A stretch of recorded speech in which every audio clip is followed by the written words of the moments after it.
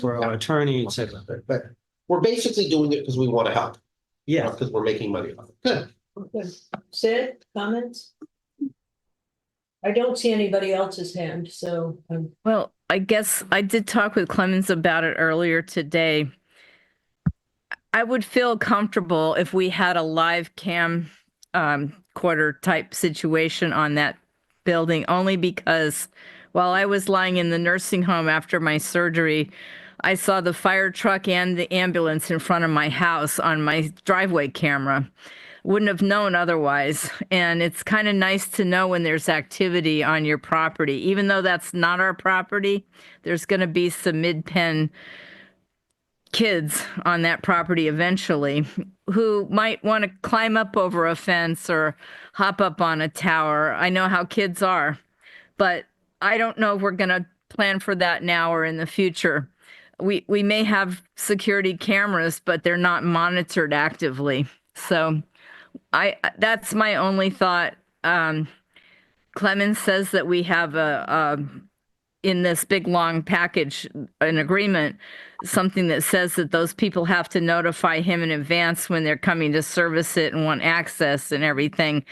But I do remember hearing that in the past, the tower that's on our property here at the district, that sometimes they just show up without notice. So it's just a thought for the future, and wouldn't hurt. But I'm thinking ahead, and this particular contract doesn't have to say that, but it wouldn't hurt us to have something simple like a Ring camera, pointing down at that cabinet.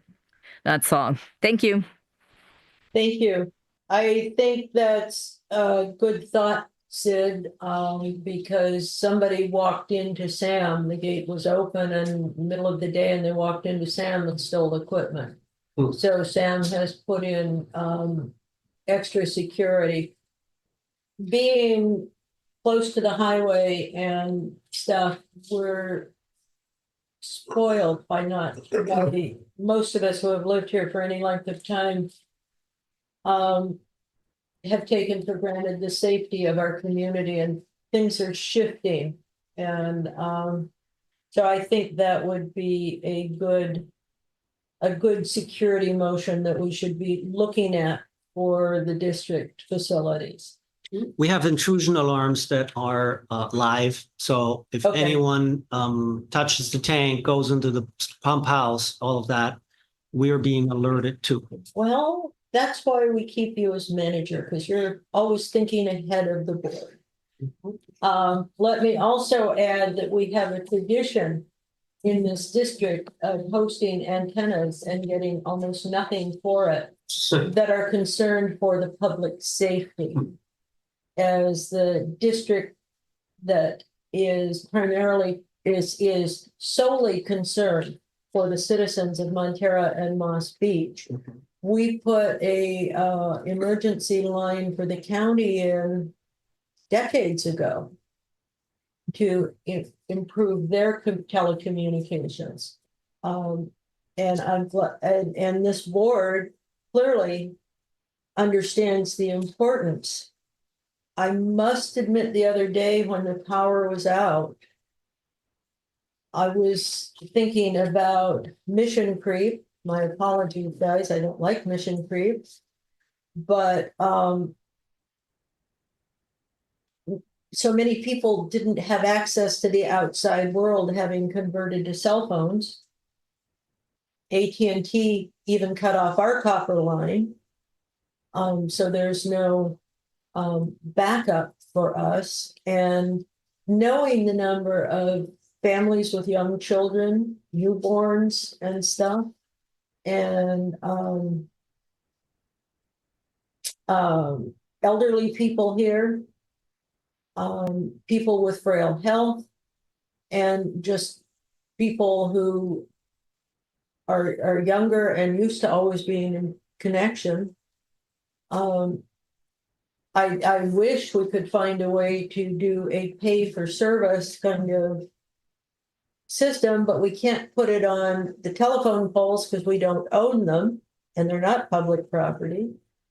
And so I'm not sure what the solution is, but it was kind of on my wish list. So if anybody out there has some ideas, I'm easy to get a hold of, and I will pass it on to people who know a whole lot more than me. Because I'm only a 50,000 foot observer. I'm not a technician with screwdrivers and maps. But that's just an aside. I think this district again, I'll repeat, has a tradition of looking out for the public health and safety of our community, and I think it's a very important part of our mission. So thank you for negotiating this, Clemens. So shall we have a motion and a second? Sure, I move that we adopt this. You move that we Adopt adopt review and consolation resolution next in order. For the Emergency Medical Services Group for the installation of the communication equipment on the schoolhouse, that one. Thank I'll you, second it. thank you. And the grant of non-exclusive easement rights, that's a very important part of this. So, roll call, please. Director Slater Carter, Yes. Director Softkey, Yes. Director Young. Yes. Okay, motion carries 3-0. Okay, moving right along to the rest of the agenda. Reports. Is Greg here? I don't see Greg is here. I had for Mid-Coast, I will report on Sewer Authority Mid-Coast. Our last meeting was the 25th of November. I was going to mention the $1 billion plus grants that MWSD did all the work for, and connecting on for moving the electrical building at SAM up out of the flood area. So Okay. it's a work in progress. There are ideas floating around.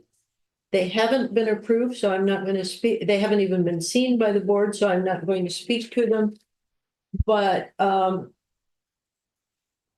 it just goes to show that Montara cares about the benefit of the community and keeping SAM as an important part of it and keeping our workers safe.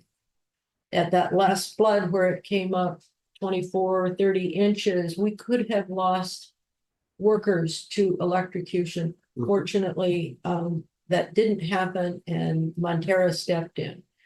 The rest at the meeting, we also adopted a design, the design build for the Sam Montara main, force main, is in process. So there has been a contract let, and we're working towards getting this long stretch of pipeline brought up to date. It's new materials, but it's pretty much the same size and pretty much with engineering consideration in the same location. It's been delayed for many, many years and the price has gone up, but thank goodness it's working to get fixed. Also on the November 25th, you can look and see the 5-year infrastructure plan. But it's a plan based on the present understanding of the condition and needs of the SAM plant and the SAM infrastructure. It is not it's a document that is easily amended as things change and information about the condition of equipment becomes more apparent. So it's a planning document, but it's not the products or the projects will get approved as needed in a timely fashion for them, and some products may get pushed back or redefined. CSDA, nothing to report. LAFCO, Nothing to report. I can't report on Midcoast Council. I haven't been watching it recently. Attorney's report. No report.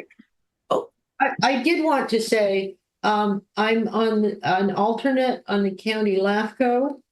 And one of the things I have noticed in the MSRs and the special district issues is the districts that get in trouble are either having organizational or board difficulties or financial difficulties. And it's critical for every agency, every special district board and cities and counties and the cities to keep their finances in good shape. And sometimes it means making rate increases when you don't want to. But in the long run, not making rate increases could cause you financial major financial problems, and then the ratepayers get hit with even more expenses. So it's better to make sure that we're getting keeping our finances in up to snuff, and thank you, Peter, for that. And it's also important to make sure the board members and staff is getting appropriate training. You can do it on your own, or you can do it through the CSDA that offers classes online for free. And there are also leadership workshops and things that are well worth the time and the money. So, and it makes us look better for the LAFCO Municipal Services Review, which is going to be coming up, I think, in the next 2 years. So we should all be working to make sure we have all of those state required certificates and maybe even leadership training and that kind of thing. Christine, you said there's no attorney's report, director's reports? Any? None? Okay, general manager's report? Nothing in addition to the written report. Thank you. Future agendas? We'll talk, get in touch with Clemens, he'll see. I see no closed session. I'm going to consider this meeting adjourned. Thank you for participating. Thank you. Right. Thank you, everyone.